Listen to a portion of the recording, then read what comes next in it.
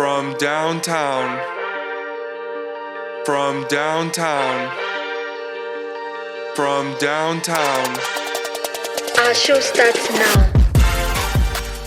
Hello, my name is Gavin, your host. This is Mary Kate. We have a special guest coming up on our show, but first, with the NBA season coming to a close, we will discuss our possible MVP and the teams that will make it into the playoffs.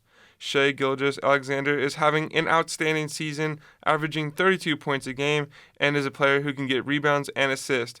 But Nikola Jokic has been up there too with Shai.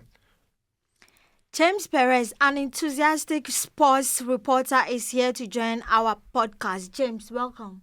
It's great to be here with you guys today. Thanks for having me. How has Shai developed this year? Well, Shai has always been an outstanding player, honestly. He was first traded to the Oklahoma City Thunder in the Paul George trade back in 2019 when he was a member of the Clippers as the team who drafted him. But Shai has been steadily progressing over the last couple of seasons, and he's been on an absolute tear this year. I mean, I know that people like to call him a free throw merchant because it looks like he gets to the line like 10 to 15 times a night at minimum. But without Shai leading the Thunder this season, I don't think they would be anywhere near as good as they are. Like right now, they're at 60-plus wins with only a handful of games left to go before the postseason. He's been absolutely dominating. I mean, when you're averaging 32 points a night, I mean, that's kind of hard to top. He's been averaging 30-plus points per game for the last 3 years. He's been, if not one of the best players in the league in that time.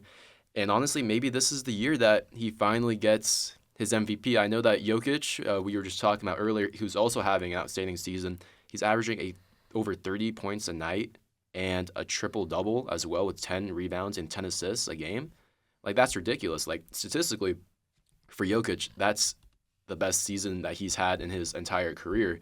And he's already won 3 MVPs and is an NBA champion all across the last 4 seasons.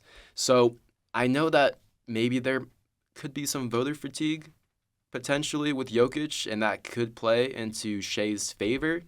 But I don't know. Just with the recent slump that the Denver Nuggets have been on, they've lost 4 games in a row, even one where Jokic dropped 61 points, 10 rebounds, 10 assists, and the team still managed to lose to the Minnesota Timberwolves 140-139 in double OT. I mean, even like less than half an hour ago, we just found out about this. The Denver Nuggets just fired their head coach, Mike Malone, and their general manager because of the recent slump that they've been on. So this has been kind of crazy. But yeah, in my opinion, I think Shai has been outstanding and should be the MVP for this year.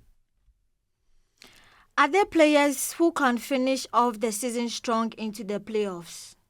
Ooh, well, if I'm looking at some of the other playoff caliber teams, well, I guess first off, we could maybe start on the West. I mean, the Cleveland Cavaliers. I don't think anyone really saw them coming this year as like one of the top teams. I mean, let me go ahead and double check. I mean, there's only a couple games left in the season right now, but the Cleveland Cavaliers currently have 62 wins, which is ridiculous. I mean, like just a season ago, this team was the number 4 seed with 48 wins. I mean, they've progressed tremendously under their new head coach, Kenny Atkinson.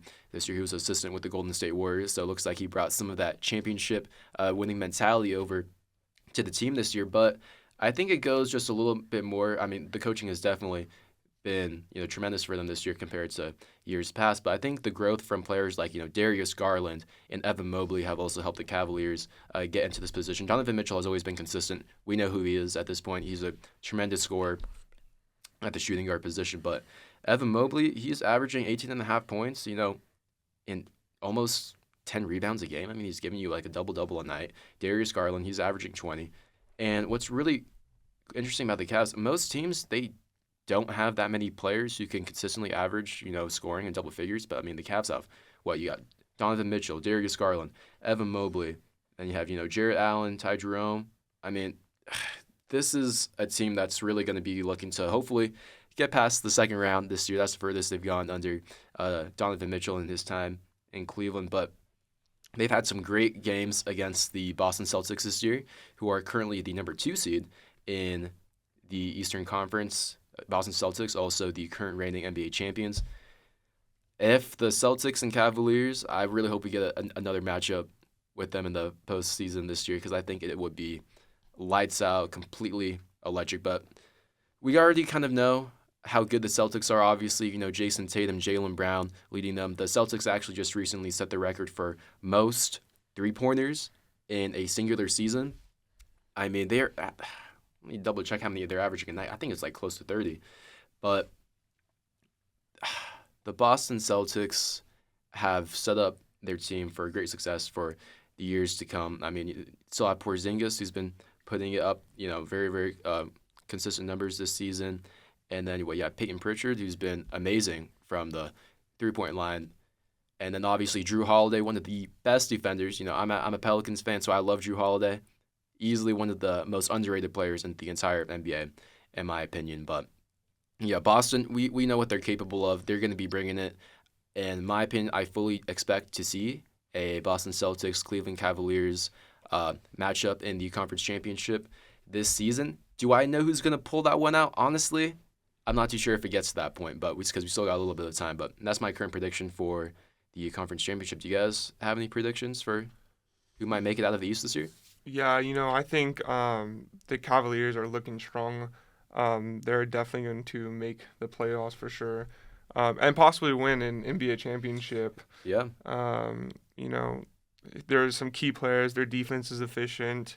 Why do you think their defense is efficient, James? Honestly, I think it's really just been under this coaching change that they've had. They've definitely seemed more disciplined, in my opinion. I mean, you look at this Cavs team, you don't see the same mistakes that they've made in the past couple of years. If any of you guys remember, if you go back to last year's playoff series against the Orlando Magic that went 7 games, that was one of the most wildly inconsistent playoff series I think I've ever seen, when you just go game by game with who managed to step up. Just